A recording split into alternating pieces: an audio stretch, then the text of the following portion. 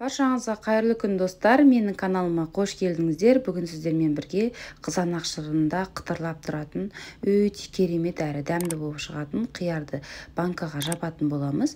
Видеоның соңына дейін қарап, менімен бірге болыңыздар. Ең алдымен бізге қияр қажет болады. Қиярды жақсылап 3-4 қайтара жақсылап тазартып жуып аламыз. Тазартып жуып алғаннан кейін дәл видеодағыдай екі шетіндегі артық жерлерін алып тастайтын боламыз. Мінекей барлығын тазартып алып алдым.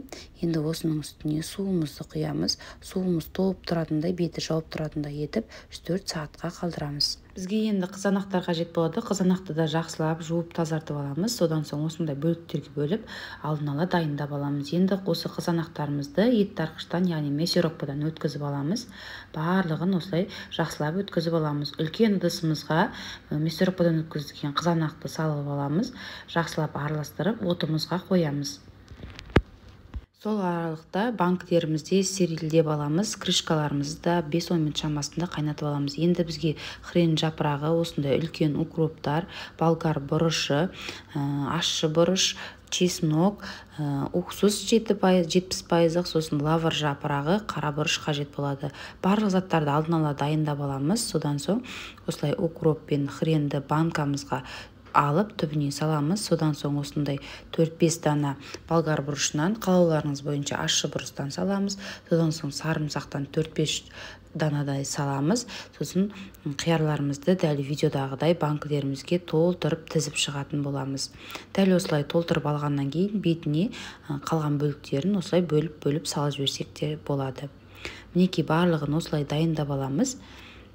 Енді лавр жапырағын саламыз, 4-5 дана қара бұрыштан салып дайындап аламыз. Оған дейін біздің жаңағы томатный соусымыз, яғни қайнап жатыр. Осылай 30 минут шамасында қайнатып аламыз. Енді жаңағы қиярлардың үстіне сахарлап қайнап тұрған ыстық суымызды құйып 20 минут шамасында қалдыратын боламыз. 20 минут уақыт өткеннен кейін банкадағы 2 литрлік банкадағы екеуін осы соктың үстіне құямыз. Жақсылап араластырып алып, тағы да бір қайнатуға қоямыз. Ал оған дейін қалған суларымызды бөлек ыдысқа құйып алып, қайтадан қайнатып құятын боламыз.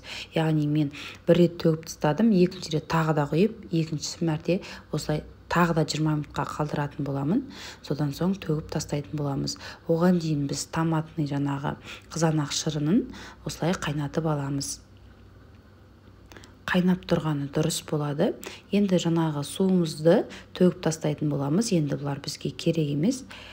Мүлдем төгіп тастаймыз. Дәл осылай жасаңыздар, яғни 2 рет, бір рет төгіп тастаймыз, екіншісінде тағы төгіп тастаймыз, уже үшіншісінде енді томатный сокты құямыз, яғни қызанақ шырынын құямыз. 2 литр банкаға 2 ас қасықтың көмегімен қантымызды саламыз, 2 ас қасықтың көмегімен тұзымызды саламыз. Қатты толтырмай, не аз қылмай, дәл туралап салатын боламыз. Енді уксусты құятын боламыз. 1 шай қасықтан 2 литрлік банкіге уксустарымызды құйып аламыз. Содан соң атылып кетпеуіне көз жеткізу үшін, яғни сенімді болу үшін 2 данадан аспиринді саламыз. Содан соң қызанақ шырынын қайнап тұрған ыстық күйінде банкаларымызға құйып шығатын боламыз. Барлық банкаларымызға толтырып құйып аламыз. Достар, менің каналымда түрлі тағамдардың, түрлі тәттілердің, қыстық салаттардың рецептісі бар. Каналыма тіркелмеген болсаңыздар, міндетті түрде тіркеліп, қазақша контентті қолдап, лайк басып, пікір қалдырып жіберсеңіздер. Мінекей барлығын құйып алдық. Енді закрывашканың көмегімен жақсылап жабатын боламыз. Өте керемет, жасалуы да өте оңай. Негізінде қызанақ шырынын сетадан өткізіп құйсаңыздар да болады. Мен осылай шырынымен, барлық мякыттарымен қосып жасадым. Міндетті түрде дәл осылай банканы толықтай тексеріп алыңыздар.